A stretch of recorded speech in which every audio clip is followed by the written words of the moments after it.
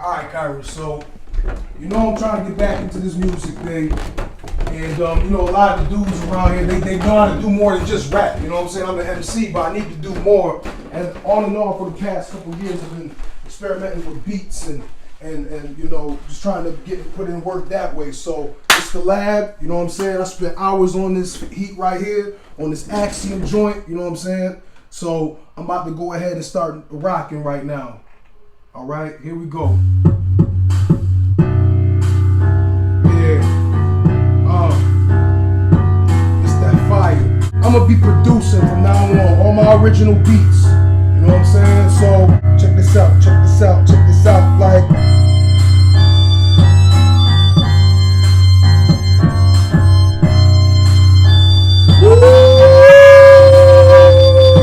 I don't need you, cello. I don't need you, Moses. I don't need you, Husky. I don't need you, SAM.I.AM. I don't need you, Khalil. Cause I'm producing all my own beats now. All my own beats now. All my own beats now. All my own beats. My beats be fire. I don't need you. Yeah, I'm gonna need these dudes.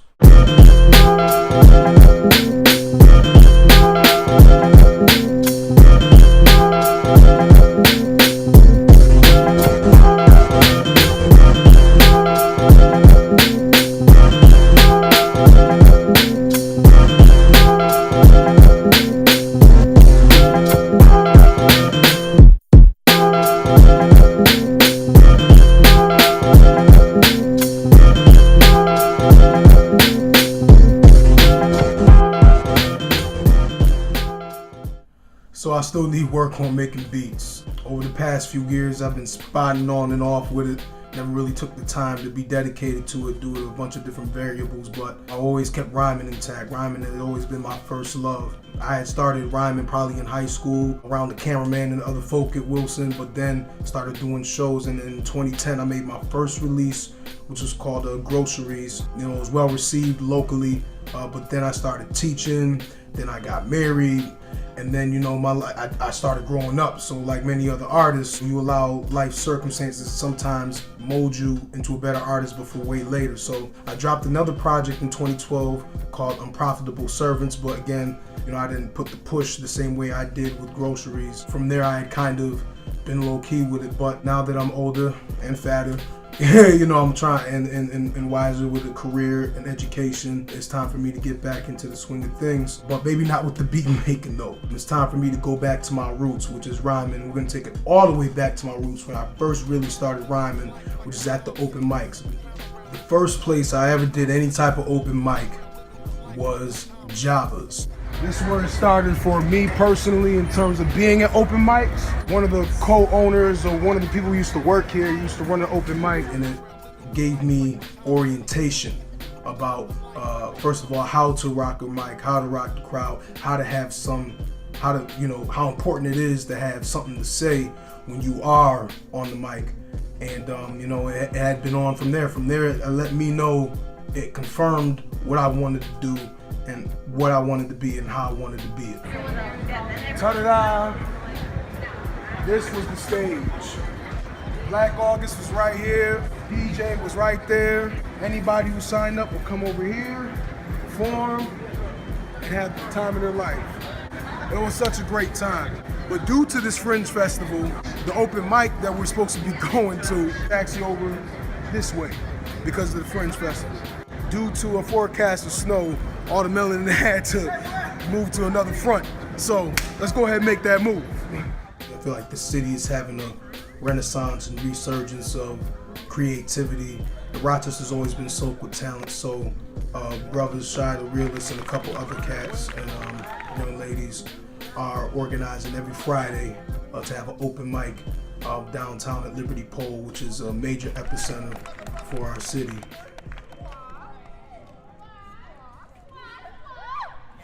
So the song I'll be performing at the Liberty Pole open mic is Blackboard White Chalk. The song, actually, I made my first video ever with that song, shot by Brotherhood Productions. The song is about basically the reality that you can have black faces in a classroom, but that doesn't mean that they'll necessarily be better because they got the same training that all the other educators got in white institutions that have implicit bias and straight up overt racism in them. So it's not necessarily about your skin color, it's about the brain underneath the skin color that got trained. Because we've all experienced crooked cops of color, we've all experienced crooked politicians of color, and that can certainly happen with black teachers, but it's black teachers that really need to coalesce their power right now to redirect our kids, because we should be having the understanding that it's not just a salary thing, it's not just a 9-to-5 thing. We shouldn't be treating it like it's some blue collar job. We should be treating it as one of the best opportunities to help advance our people. Black teachers, black parents, black security guards, but public school is white business, so you ain't in charge. Black board, black superintendent, black principal, no community thinking we black individuals. You know, whenever I say those lines, there's always this prick of conscience, because, you know, if I'm keeping it 100%, my father's on the board.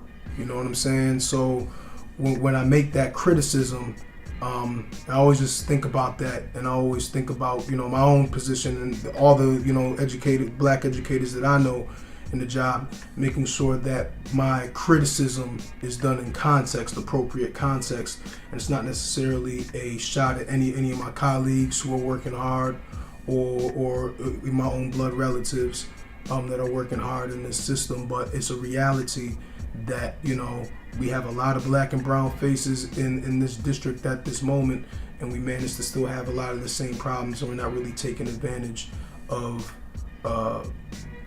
the opportunity.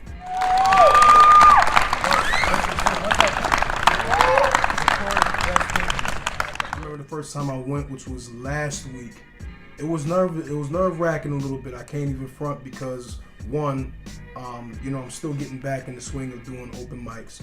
I had done some brief performances here and there in a couple places, but to get back to square one with the open mic, the raw talent display, it had been a while since I routinely did that.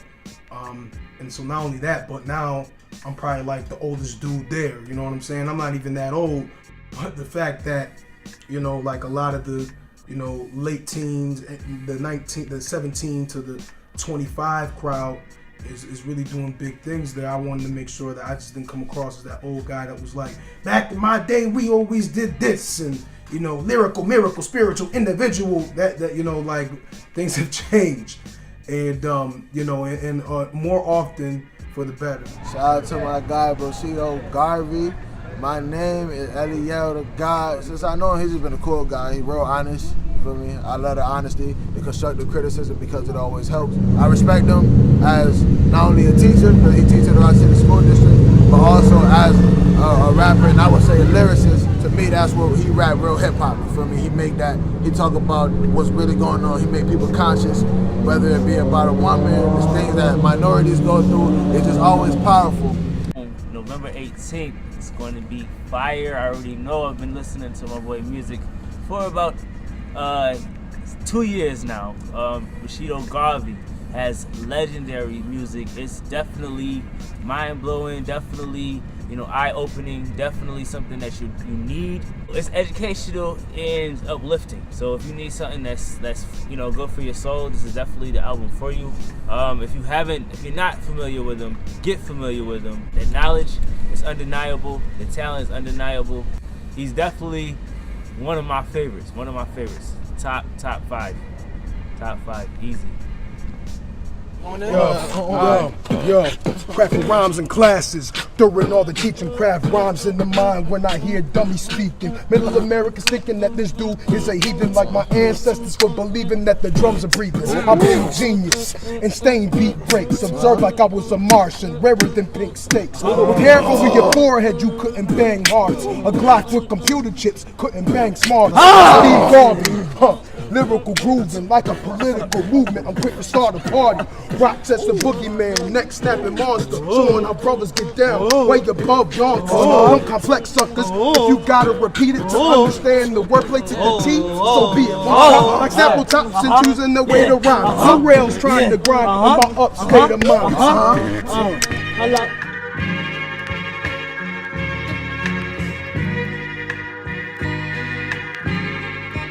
These were actual notes.